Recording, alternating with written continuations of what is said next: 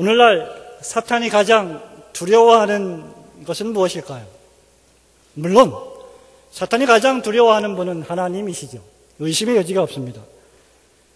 하나님 이외에 사탄이 가장 두려워하는 것이 있다면 여러 가지가 있겠지만 아마 이 세상에서 교회가 죄인들로 가득한 이 세상에서 예수 십자가 복음의 영향력을 발휘하는 것입니다. 사탄이 가장 두려워하는 것은 기도하는 신자들이지요. 사탄이 가장 조소하는 것은 기도하지 않는 신자입니다.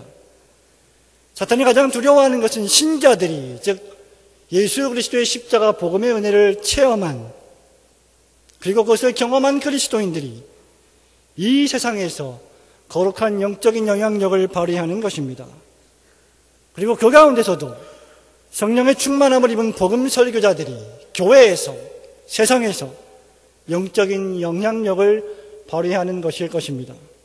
그런데 오늘 본문 말씀의 배경이 되는 3절에서 8절 말씀을 종합해보면 바울의 이 편지를 받고 있는 복음 설교자 디모데가 영향력은커녕 도리어 의기소침하고 두려워하고 심지어 복음을 잠시 부끄러워했던 것으로 보입니다. 이유는 자신이 영적 아버지라고 믿었던, 자신을 돌봐주었던, 자신을 기독교 복음 사역으로 이끌었던 바울이 복음을 증거하다가 로마의 감옥에 갇혀서 언제 죽을지 모르는 처량한, 인간적으로 보면 그런 신세가 되었기 때문입니다. 더욱이 디모데는 나이가 어렸습니다. 자주자주 속병으로 고생했습니다. 성적이나 기질조차도 겁이 많았습니다. 매우 소심했습니다. 그 와중에 자신의 대북격인 바울이 갇혀버리고 말았습니다. 그러니 이러한 일련의 상황들이 에베소 교회를 목회하고 있던 나이 어린 디모데에게 얼마나 큰 충격이었겠습니까? 아마 디모데는 나도 복음을 전하다가 감옥에 갇히는 것이 아닐까, 우리 교회가 지금 핍박을 당하여서 어려움에 처해지는 것이 아닐까라고 걱정했을지도 모릅니다. 그래서 바울이 디모데에게 권면한 편지가 바로 디모데전서와 디모데후서입니다. 우리는 이것을 가리켜서 목회서신이라고 하지요. 바울은 오늘 본문 8절에서 무엇보다도 복음과 주님을 위해 갇힌 자 된 나 바울에 대해서 증거하기를 너가 부끄러워하지 말고 도리어 하나님의 능력을 쫓아 복음과 함께 고난받는 일을 계속하라고 명령하면서 격려하고 있습니다. 그렇다면 디모데는 자신의 이러한 연약과 그리고 일련의 이 주변에서 벌어지고 있는 역경과 부정적인 상황들을 어떻게 극복할 수 있겠습니까? 디모데는 어떻게 하면 두려워하지 않고 부끄러워하지 않고 복음을 능력 있게 전할 수 있겠습니까? 어떻게 하면 승리하는 설교자의 삶을 살 수 있을까요? 그것은 다시 기본으로 돌아가는 것입니다. 디모데가 바울이 보낸 편지를 통해 자신의 정체성이 무엇인지, 즉 기독교 복음 설교자의 본질이 무엇인지를 다시 한번 확인할 때 그것은 가능해지는 것입니다. 그래서 바울은 본문 6절에서 디모데야, 내가 나의 안수함으로 내 속에 있는 하나님의 은사를 다시 부릴 듯하게 하기 위해서 너로 생각나게 하고 있지 않느냐라고 말씀하신 것이죠. 무엇을 말입니까? 기독교의 복음 사역자가 될 때의 그 본질 말입니다. 오늘 고려신학교 후원의 헌신 예배를 통해서 기독교 복음 설교자라는 제목으로 하나님이 세우시는 기독교 복음 설교자는 어떤 사람인지 하나님 말씀을 통해서 함께 은혜 받고 함께 결단하는 그런 밤이 되기를 소원합니다. 우선 무엇보다도 부끄러워하지 않는 복음 설교자는 생산되어지는 것이 아니라, 만들어지는 것이 아니라 하나님이 선택하시고 하나님이 지정하신다는 사실을 기억해야 합니다. 다시 말하면 설교자는 공장에서 물건을 제조하듯이 찍어내는 것이 아니라 하나님이 선택하시고 하나님이 지명하시는 자라는 사실입니다. 본문 9절부터 11절 말씀을 보십시오. 하나님이 우리를 구원하사 거룩하신 부르심으로 부르심은 우리의 행위대로 하심이 아니요 오직 자기 뜻과 영원한 때 전부터 그리스도 예수 안에서 우리에게 주신 은혜대로 하심이라. 이제는 우리 구주 그리스도 예수의 나타나심으로 말미암아 나타났으니 저는 사망을 패하시고 복음으로써 생명과 썩지 아니할 것을 드러내신지라. 내가 이 복음을 위하여 반포자와 사도와 교사로 세우심을 입었노라. 성도 여러분, 이것이 무엇을 의미합니까? 결론적으로 말씀드리면 복음 설교자는 영원하신 하나님의 자기 뜻과 은혜에 따라 되어진다는 말입니다. 바울은 이것을 디모데전서 1장 12절에서 이렇게 설명하지요. 나를 등하게 하신 그리스도 예수 우리 주께 내가 감사함은 나를 충성되이 여겨 내게 직분을 맡기심이니. 여기 복음사역자가 되는 3단계가 제시되어 있습니다. 그것이 무엇입니까? 바로 하나님이 능하게 하시고, 하나님이 충성되이 여기시고, 하나님이 직분을 맡기시는 것입니다. 그래서 본문 11절에서도 내가 이 복음을 위하여 반포자와 사도와 교사로 세우심을 입었노라고 말했던 것입니다. 이처럼 기독교 복음 설교자는 하나님의 자기 뜻과 은혜에 따라서 되는 축복입니다. 그래서 그는 그것을 자랑하거나 우쭐해하거나 으쓱대거나 할 수가 없는 것입니다. 사도가 된 것, 설교자가 된 것이 지상에서 사람이 받을 수 있는 가장 영광스러운 소명임에도 불구하고 그는 결코 자랑할 수 없습니다. 왜냐하면 그것은 그의 행위대로 된 것, 즉 그의 공로가 아니라 철저하게 하나님의 은혜의 선물이었기 때문입니다. 오죽하면 바울이 갈라디아서 6장 14절에서 내게는 우리 주 예수 그리스도 외에 결코 자랑할 것이 없나니라고 했겠습니까? 그래서 바울은 사도가 된 것을, 설교자가 된 것을 뻐개며 철없는 자처럼 으쓱대고 자랑하는 대신 도리어 죄인 괴수 같은 나에게 그러한 사명을 맡기신 하나님을 높이며 겸손히 그리스도의 십자가만을 자랑했던 것입니다. 우리가 받은 구원이 믿음으로 말미암는 하나님의 선물인 것과 마찬가지로 기독교 복음 설교자로 부르심을 받는 건 역시 철저하게 하나님의 선물인 것을 믿으시길 바랍니다.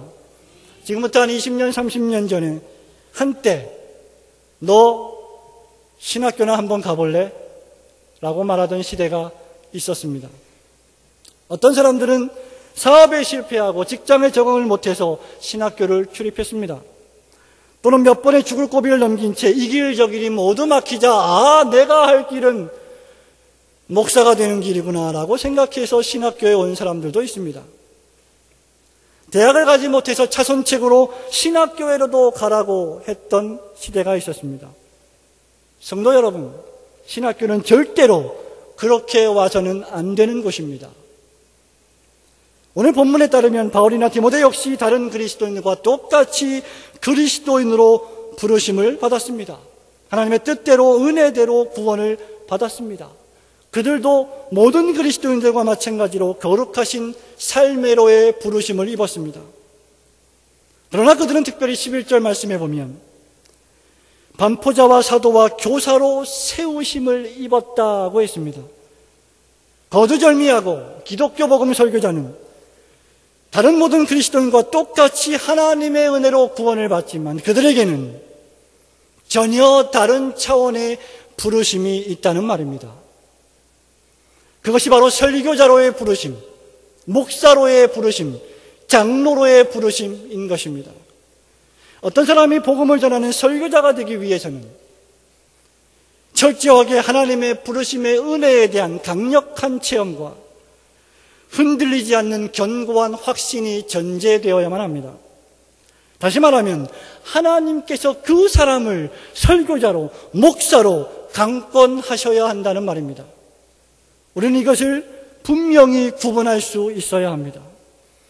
설교자는 어떤 의미에서 구원받은 그리스도인이 하나님 내가 구원받고 싶습니다 라고 해서 스스로 구원받겠다고 해서 결심해서 구원받은 신자가 되지 않은 것처럼 나는 목사가 되고 싶습니다, 나는 설교자가 되고 싶습니다 라고 해서 될 수 있는 성질의 것이 아니라는 말입니다.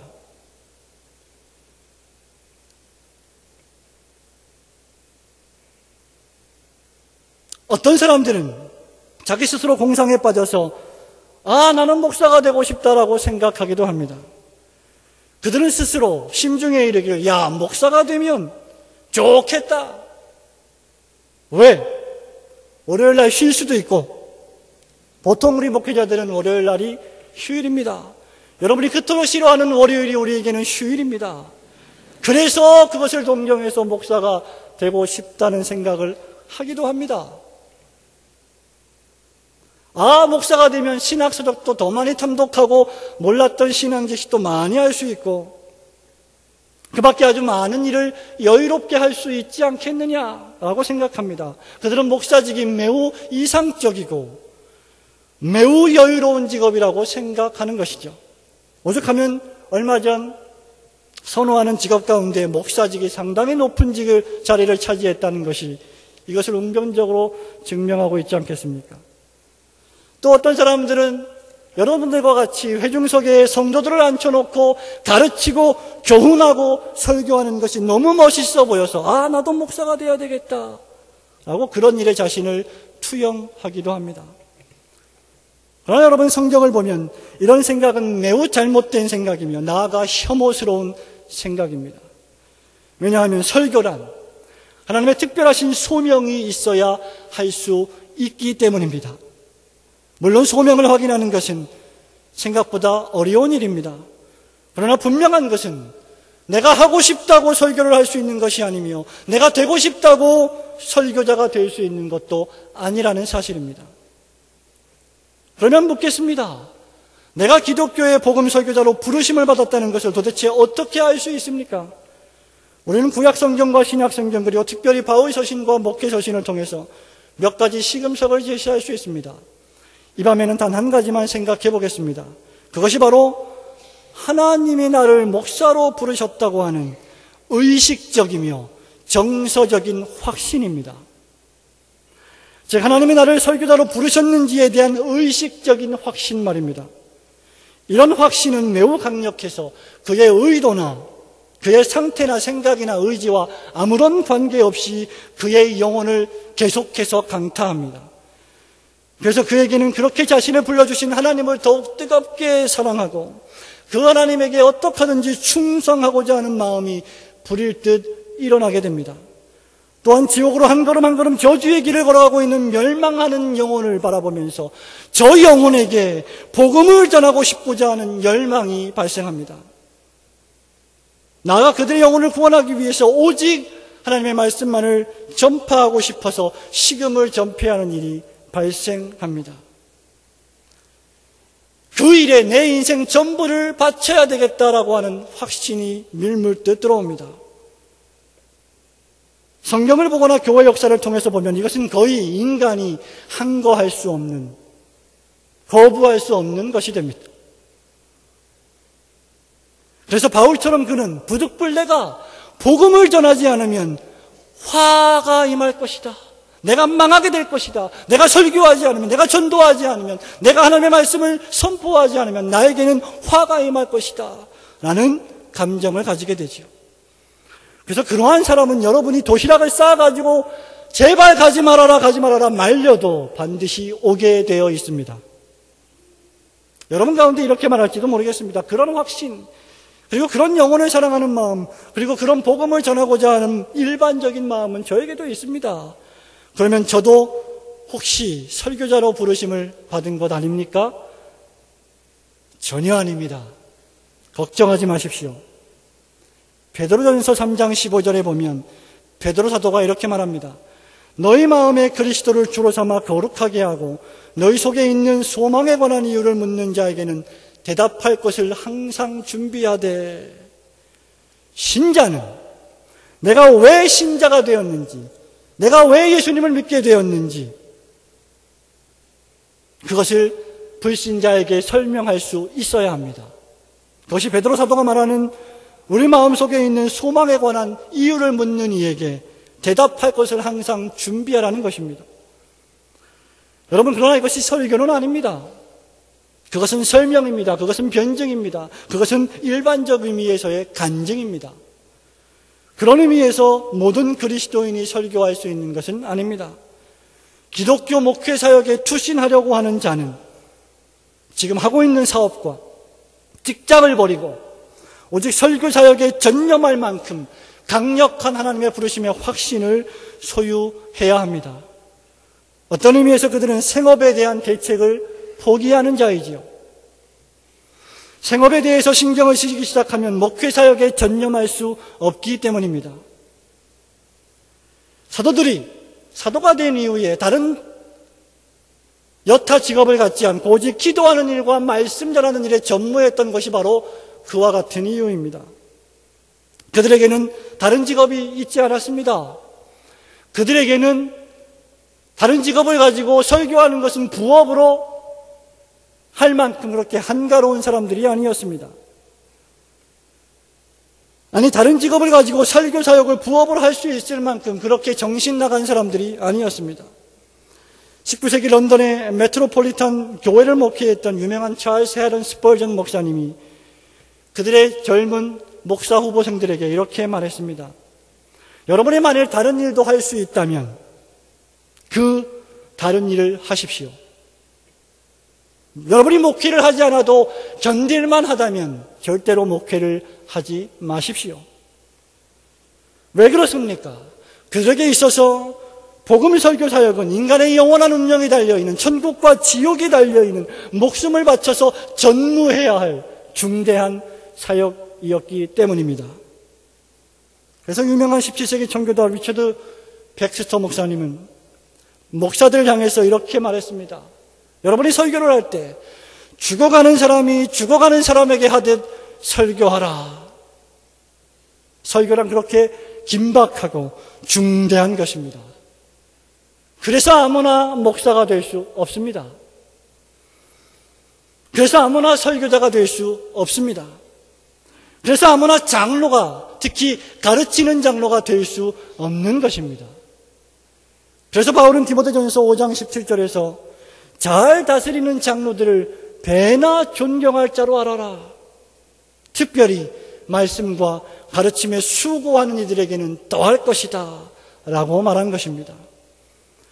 그래서 설교자는 결코 직업이 될 수 없는 것입니다. 복음 설교자는 하나님이 지정하시고 하나님이 지명하시고 하나님이 세우시기 때문입니다.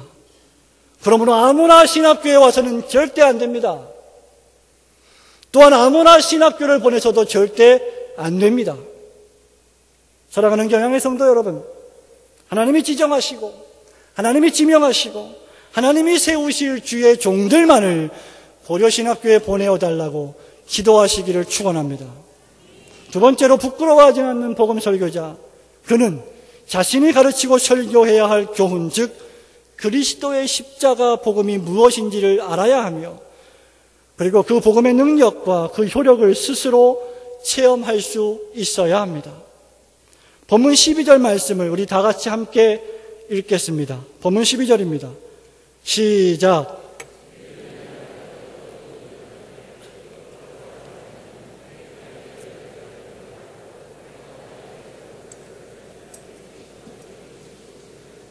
아멘.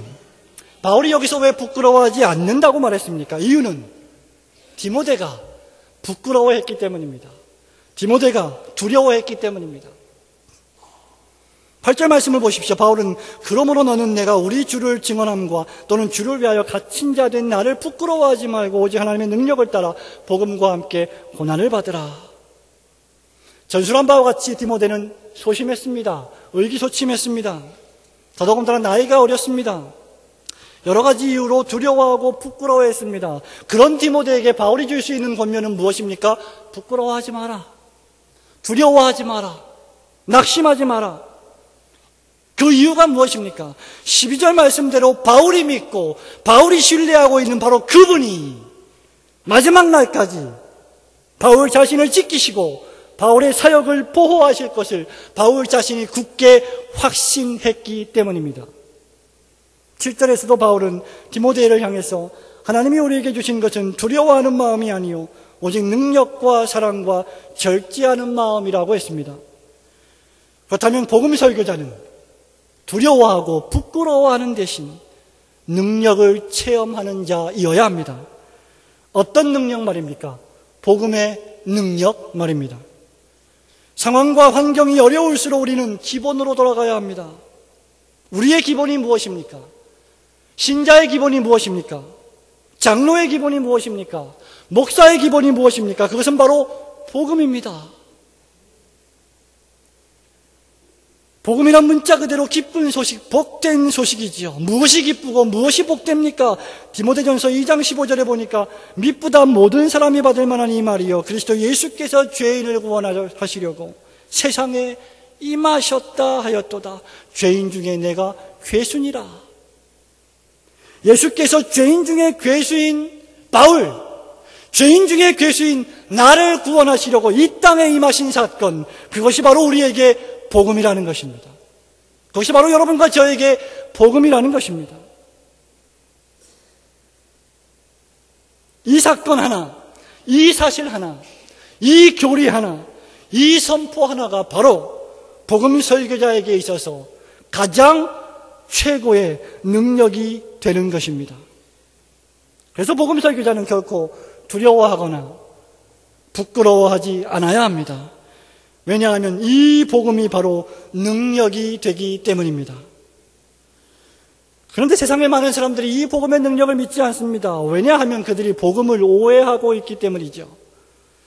그들은 이런 복음이 너무 유치하다고 생각합니다. 그들은 이 십자가 복음이 너무 단순하다고 생각합니다. 그들은 교회를 오해하듯 기독교를 오해하듯 복음을 오해합니다. 그들의 오해가 참 많지만 몇 가지 요약할 수 있습니다. 먼저 복음을 그들은 여러 가지 축복을 받는 일종의 방법으로 생각하는 경향이 있습니다. 쉽게 말하면 그들은 예수 믿으면 복 받습니다. 교회를 나가면 복을 받습니다. 교회를 나가면 무조건 형통합니다. 무조건 잘 됩니다. 라고 선전합니다.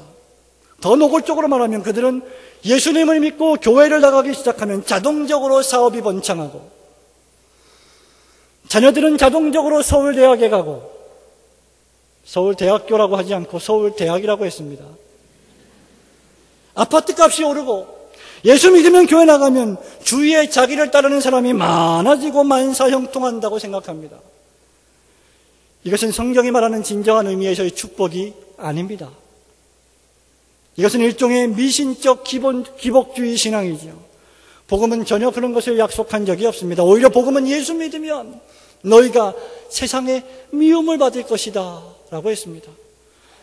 복음에 대한 또 다른 오해는 무엇입니까? 바로 기독교에 대한 오해이기도 합니다. 그들은 기독교가 실패했다고 말합니다. 그들은 복음이 실패했다고 말합니다. 그들은 너희들 교회가 증거하고 선포하고 너희 목사들이 설교하는 복음이 완전히 실패했다라고 주장합니다. 기독교가 이 세상에 시작된 지 2000년이 지났는데 지금 변한 것이 무엇이 있느냐? 잘된 것이 무엇이 있느냐? 바뀐 것이 무엇이 있느냐? 오늘 우리가 살아가는 이 세상은 거의 매일매일 살인사건이 발생하고 폭력과 전쟁이 난무하고 있지 않느냐? 세상은 여전히 불공평하고 빈부의 격차는 더욱더 심해지고 있지 않느냐?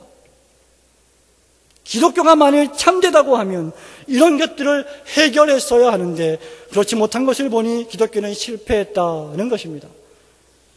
그들은 마치 이런 일들만 해결하면 이 세상이 완전한 유토피아가 될 것이라고 생각합니다. 복음은 기독교는 교회가 이런 것들을 중식하겠다고 끝장내주겠다고 절대로 약속한 적이 없습니다. 실패한 것은 기독교가 아닙니다. 실패한 것은 복음이 아닙니다. 실패한 것은 바로 복음과 기독교를 잘못 알고 있는 그들이 실패한 것입니다. 모든 사회적 문제의 원인이 바로 인간이 하나님을 대항해서 타락하여 죄를 범한 데 기인하고 있다는 사실을, 그래서 예수 믿어야 이 문제가 해결될 수 있다는 것을 그들은 모르고 있는 것입니다. 복음에 대한 마지막 오해가 무엇입니까? 그것은 바로 복음이 구시대의 유물이라는 것이죠. 우리는 지금 21세기 첨단 과학 문명에 살고 있다는 말입니다. 시대가 변했다는 말입니다. 문화가 변했다는 말입니다. 우리는 지금 철학의 시대, 이성의 시대를 건너서 후기 현대 시대를 살고 있는데 이런 시대의 복음이라든가 십자가라든가 천국과 지옥이라든가 이런 것들을 설교하는 것은 시대에 뒤떨어진다는 것입니다. 그러니까 시대에 상응하는, 문화에 상응하는 설교를 하라는 말이죠. 21세기의 사람들이 좀 좋아할 만한 좀 재미있는 설교를 하라는 말입니다.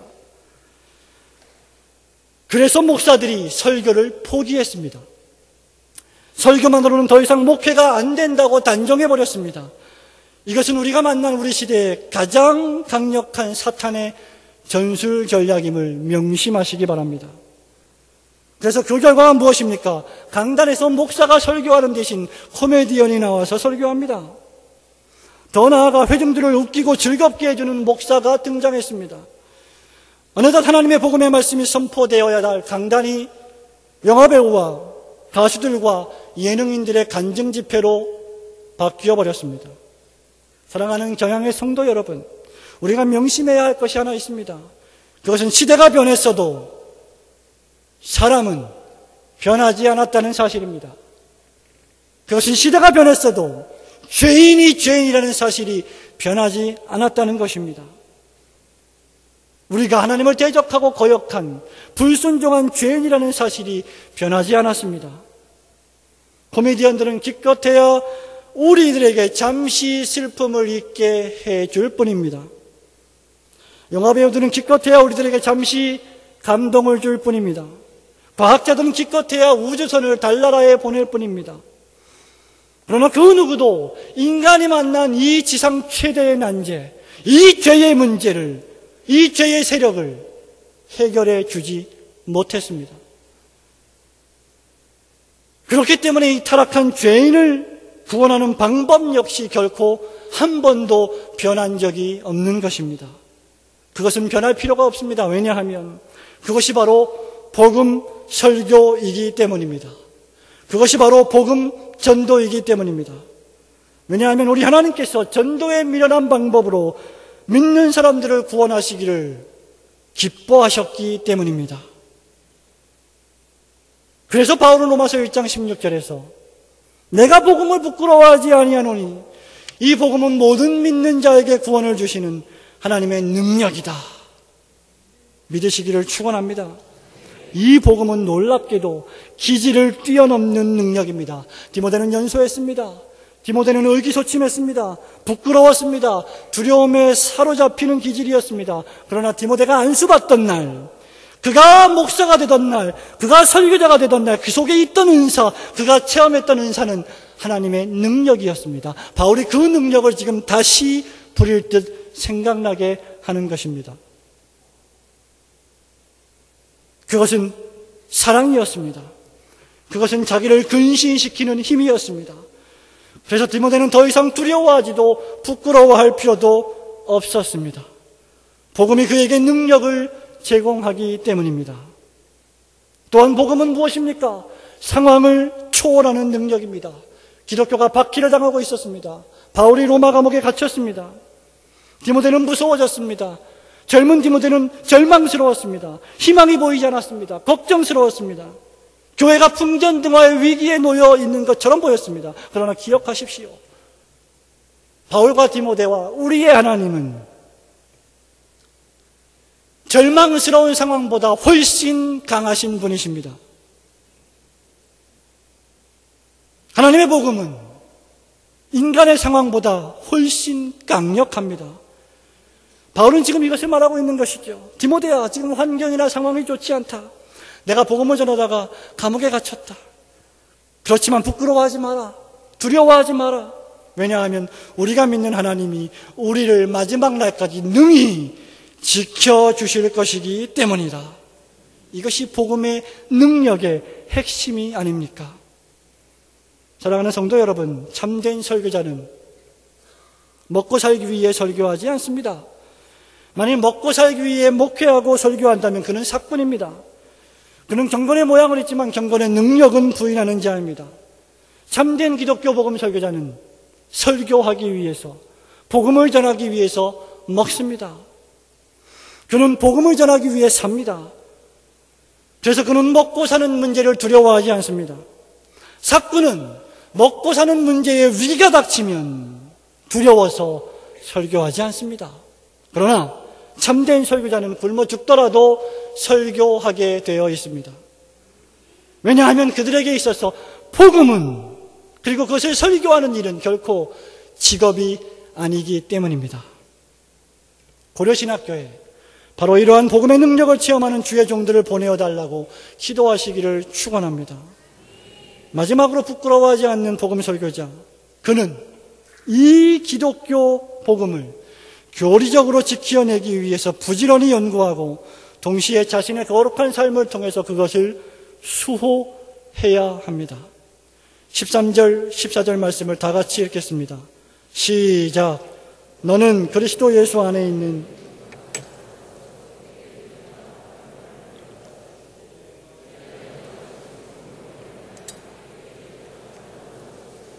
바울은 디모데에게 마지막 권면을 하고 있습니다.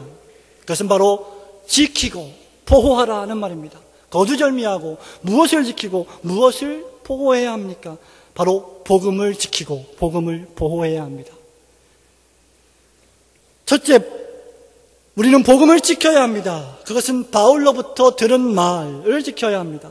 목회사역을 통해서 디모데에게 교훈했던 복음의 교리들을 지켜내야 합니다. 기독교의 근본 교리들을 지켜내야 합니다.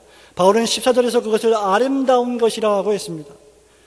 디모데 주변에는 거짓 선지자들, 거짓 교사들이 들끓고 있었습니다. 그들은 끝없는 신화와 족보 이야기에 열을 올렸습니다. 디모데는 그런 거짓 교사들의 공격에 대처해서 복음을 변증하고 지켜야 했습니다. 그런 거짓 복음으로부터 성도들을 보호해야 했습니다. 예를 들어 봅시다. 오늘 우리 시대에 유행하고 있는 정신이 무엇입니까? 그것은 다음과 같습니다. 당신이 무엇을 믿든지 그것은 중요하지 않습니다. 그 믿음의 실체, 그 믿음의 내용은 중요하지 않습니다. 중요한 것은 믿는다는 것입니다. 당신이 진정으로 믿기만 하면 무엇을 믿는지는 문제가 되지 않습니다. 이것이 오늘날 유행하는 시대의 정신입니다. 이것이 바로 다원주의입니다. 교회를 다니든지 부처를 믿든지 마호멧을 믿든지 공자를 믿든지 그것은 중요한 것이 아니라는 말이지요. 중요한 것은 믿음의 정신이라는 것입니다. 누구를 믿든지 관계없이 우리 모두는 믿음을 가지고 있으면 다 극락에 가고 다 낙원에 가고 다 천국에 간다는 것입니다. 사도 바울이 사도행전 4장 12절에서 이에 대해 무엇으로 대답합니까? 다른 이로서는 구원을 얻을 수 없나니 천하의 사람 중에 구원을 얻을 만한 다른 이름을 우리에게 주신 일이 없습니다. 우리는 이단 시대의 정신과 전투해야 합니다. 이것은 일종의 전투입니다. 선한 전투입니다. 믿음이 있어야, 착한 양심을 가져야 싸울 수 있는 전투이지요. 그러기 위해서 복음 설교자는 주님의 말씀을 즐거워하고 그것을 귀하로 묵상해야 합니다. 그래서 신학교는 이미 부르심을 받은 주의 종들에게 바로 이런 훈련을 시키고 있는 것입니다. 제가 젊을 때에 어려운 문제가 있어서 지금은 없어졌는지 모르겠습니다만 일산에 있는 아멘 금식기도원이라는 곳을 갔습니다. 기도를 하고 있었습니다. 10일 정도. 원장님이 늘 그곳에서 아침 저녁으로 설교를 하고 예배를 인도합니다. 그 예배에 참석했습니다. 그 원장님이 아침에 나오셔서 설교를 하기 시작합니다. 어떻게 설교하시는지 아십니까? 성경을 딱 가지고 와서 오늘 하나님께서 우리에게 주실 말씀은 하고 성경 한 절을 읽습니다. 그리고 바로 설교합니다. 하나님의 말씀을 준비하지 않고 하나님의 말씀을 연구하지 않고 설교하는 것은 성령의 즉각적인 역사하심이 없는 설교만큼이나 대단히 위험한 것입니다. 우리는 이런 시대의 정신과 싸워야 합니다. 교리적으로, 지식적으로, 신학적으로 그것을 지켜내어야 합니다. 마지막으로 디모데의 두 번째 사명이 무엇입니까? 그것은 복음을 보호하는 것입니다. 14절에 보니까 내게 부탁한 아름다운 것을 지키라. 여기 지키라는 말은 어떤 의미에서 보호하다는 단어로 번역할 수 있습니다. 여러분, 우리가 어떻게 복음을 수호할 수 있습니까? 우리의 거룩한 삶을 통해서 그렇게 할 수 있습니다. 이런 의미에서 설교자의 가장 중대한 사역 가운데 하나는 그의 설교뿐만 아니라 자기 자신을 영적으로 준비하는 것입니다. 신자들은 그들이 만일 진정으로 거듭난 그리스도인이라면 세상과 연락하며 놀 때에도 절대로 마음 놓고 두 다리 뻗고 아무런 죄의식 없이 죄와 사랑에 빠져 놀 수 없습니다. 왜냐하면 그들에게는 내주하시는 성령님이 계시기 때문입니다. 그래서 그들은 어정쩡하게 놉니다. 저는 우리 가운데 이런 그리스도인들이 전혀 없기를 바라지만 만일 있다면 그들은 한 발은 세상에 두고 한 발은 교회 안에 두며 삽니다. 왜냐하면 불안하기 때문이죠. 그리고 그것 때문에 괴로워합니다. 그래서 불신자들은 그런 교인들의 모습을 보고 한편으로는 유약하다고 놀리기도 하고 다른 한편으로는 가식적이라고 비난하기도 합니다. 그러나 성도 여러분, 우리 그리스도인들과는 전혀 반대로 아예 죄와 함께 동거하며 사는 불신자들의 삶을 보십시오. 저는 그들을 비하할 의도가 전혀 없습니다. 그들에게는 죄를 지어도 죄의식이 없습니다. 왜냐하면 그들에게는 죄를 짓는 것이 일상사가 되었기 때문이죠. 그들에게는 죄를 짓는 일, 죄 짓기를, 즉 죄에 빠져 살기를 밥 먹듯 하기 때문입니다. 그들은 육신을 위해서 삽니다. 자기 자신을 위해서 삽니다. 그들은 이 세상만을 위해서 삽니다. 그래서 그들은 이 세상이 주는 쾌락만을 위해서 사는 것입니다. 그러나 신자는 절대로 그렇게 살 수가 없습니다. 더욱이 기독교 복음 설교자는 절대로 그렇게 살 수 없습니다. 왜냐하면 하나님께서 우리에게 이 영광스러운 복음을 지키고 수호하라고 명령하시고 맡겨주셨기 때문입니다. 사랑하는 경영의 성도 여러분, 오늘 헌신을 다짐하시는 신학교 후원의 회원 여러분, 너무너무 용기를 갖습니다. 복음을 지켜내는 것은 생각보다 어려운 일입니다. 부족하지만 고려신학교의 선지생도들과 이들을 섬기는 교수들은 바로 이런 복음을 지키기 위해서 오늘도 충성스럽게 고군분투하고 있습니다. 그렇기 때문에 이런 신학교를 후원하는 일은 시대적 사명입니다. 사명에는 책임이 요구됩니다. 우리 주님 다시 오실 때까지 맡겨주신 사명 잘 감당하시는 여러분들 되시기를 주님의 이름으로 축원합니다.